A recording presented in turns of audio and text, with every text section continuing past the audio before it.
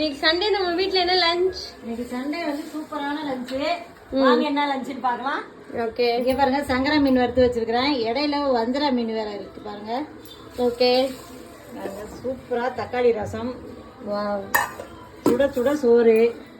Okay. இங்க சங்கரா மீன் குழம்பு வச்சிருக்கேன். வாவ். சிக்கன் தொக்கு.